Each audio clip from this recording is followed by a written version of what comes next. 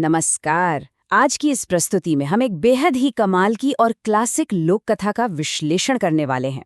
हम देखेंगे कि कैसे सिर्फ तेज दिमाग और सही रणनीति के दम पर बड़ी से बड़ी मुसीबत को भी चुटकियों में मात दी जा सकती है।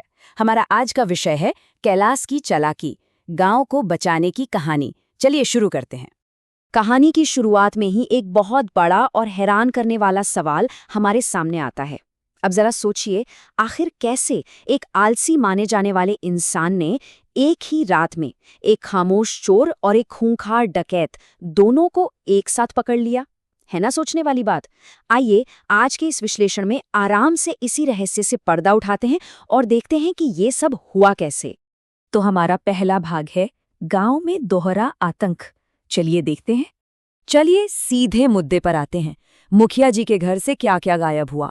पीतल के भारी दिए, बड़े बड़े पतीले, फूलों की टोकरी और सबसे जरूरी धान बेचने के सारे नकद पैसे। मतलब आप समझ रहे ना, मुखिया जी की हताशा इस बात का पक्का सबूत थी कि ये चोर कोई नौसिखिया नहीं था। उसे अच्छे से पता था कि सबसे कीमती चीजें कहाँ रखी हैं और उन्हें बिना आवाज किए कैसे उड़ाना है। अब मुसीबत सिर्फ एक नहीं थी। एक तरफ था रात का चोर जो अंधेरे का फायदा उठाकर खामोशी से घरों में घुसता था, और दूसरी तरफ दिन का डकैत। ये खुलेआम दिन के उजाले में पूरी आक्रामकता के साथ बाजार लूट लेता था। मछुआरों की सारी मछलियां और पैसे दिन दहाड़े छिन गए। चोरी की खामोशी और डकैती की क्रूरता, इन दोनों ने मिलकर पूरे गांव में एक ऐसा खौफ का माहौल बना दिया था कि कोई भी खुद को सुरक्षित महसूस नहीं कर रहा था। यहाँ से कहानी एक नया मोड़ लेती है। कैलाश से मुखिया की गुहार। मुखिया जी का ये कथन काफी दिलचस्प है। वो कहते हैं, अगर तुम इस गांव को आतंक से मुक्त कर पाए तो मैं तुम्हें एक दिन भरपेट खाना खिलाऊंगा। ये स्थिति थोड़ी हास्यास्पद है ना? गांव का अस्तित्व खतरे में है। लोग डरे हुए हैं कि डकैत के मछलियां लूटने की वजह से उन्हें अब सिर्फ दाल चावल खाकर गुजारा करना पड़ेगा। लेकिन मुखिया जी भली भांति जानते हैं कि आलसी कैलाश को काम पर लगाने का दुनिया में सिर्फ एक ही तरीका है, और वो है एक शानदार दावत का लालच। इस पूरी स्थिति में जो सबसे मजेदार बात है वो ये है कि इतने बड़े खतरे का सामना करने के लिए कैलाश की असली प्रेरणा क्या थी? कोई बड़ा इनाम नहीं, बस झींगा मछली और चावल का एक शांतिपूर्ण भोजन। सच में एक इंसान की एक अच्छी दावत की साधारण सी चाहत कैसे एक मास्टरमाइंड योजना को जन्म दे सकती है, ये इस कहानी का सबसे खूबसूरत पहलू है। अब आते हैं हमारी कहानी के मास्टर स्ट्रोक पर, 1.5 लाख की तरकीब। तो योजना की शुरुआत होती है एक बहुत बड़ी अफवाह फैलाने से। कैलाश कहता है, मैंने अपनी पत्नी के लिए 1.5 लाख का हार खरीदा है। किसी को मत बताना चाचा, ये एक राज है। ये जानबूझकर रची गई एक शानदार चाल थी।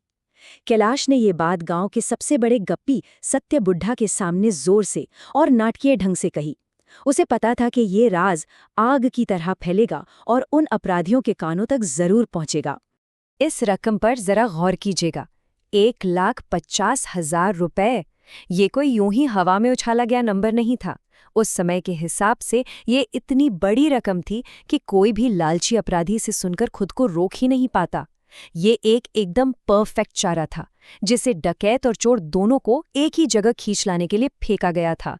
और ये स्लाइड हमें दिखाती है कि उनका ये जाल काम कैसे करता था। स्टेप 1, झूठे पैसों की अफवाह से अपराधियों को लुभाना। स्टेप 2, पैसों वाले घड़े के अंदर एक जिंदा और खतरनाक केकड़ा छिपा देना। और स्टेप 3, जब रात में घुसपैठिए आए तो गहरी नींद का नाटक करना। क्या गजब की प्लानिंग थी! ये योजना पूरी तरह से अचूक तर्क और इंसानी लालच के मनोविज्ञान पर आधारित थी। तो चलिए अब उस रात के हाई वोल्टेज ड्रामा की तरफ चलते हैं। अब आप भी सोच रहे होंगे कि बिना किसी हथियार के, बिना कोई शारीरिक लड़ाई लड़े या खून खराबा किए कैलाश इन खूंखार अपराधियों को हराएगा कैसे? यही सस्पेंस तो इस पूरी घटना की रात को इतना तनावपूर्ण और रोमांचक बना देता है। आइए देखते हैं कि उस रात असल में हुआ क्या था। पूरी रात की ये उथल-पुथल काफी दिलचस्प है। आधी रात को चोर चुपचाप घुसता है और केकड़े का शिकार हो जाता है। कुछ ही देर बाद एक बड़ा ट्विस्ट आता है। दिन का डकैत दरवाजा तोड़कर अंदर आ जाता है और उसके तुरंत बाद कैलाश की पत्नी उस पकड़े गए चोर को ही अपना पति बता देती है।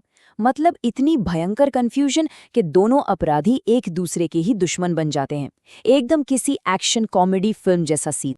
जरा सोचिए, घर की सुरक्षा की पहली पंक्ति कोई भारी भरकम ताला या हथियार नहीं, बल्कि घड़े में छिपा एक जिंदा केकड़ा था। जैसे ही चोर ने पैसे निकालने के लिए अंधेरे में हाथ डाला, खटाक, केकड़े ने उसे जोर से काट लिया। दर्द के मारे चोर की हालत खराब, और वो बिना किसी शोर शराबे या संघर्ष के चुपचाप वहीं उठक बैठक करने पर मजबूर हो गया। और अब आता है हमारा आखिरी हिस्सा, एक के साथ एक फ्री। अब इस बेबस चोर का बयान सुनिए। मैं इसका पति नहीं हूं, मैं तो एक चोर हूं जो चोरी करने आया था।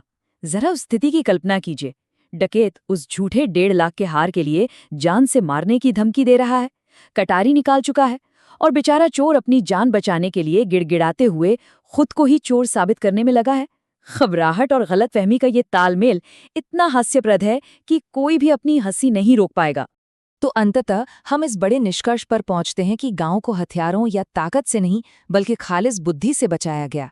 ये पति पत्नी के बीच टीम वर्क की एक बेहतरीन मिसाल है। कैलाश खुद इस बात को मानता है कि अगर डकैत के अचानक आने पर उसकी पत्नी ने अपनी सूझबूझ से चोर को अपना पति बताने का वो नाटक तुरंत नहीं रचा होता, तो पूरी की पूरी योजना वहीं फेल हो जाती।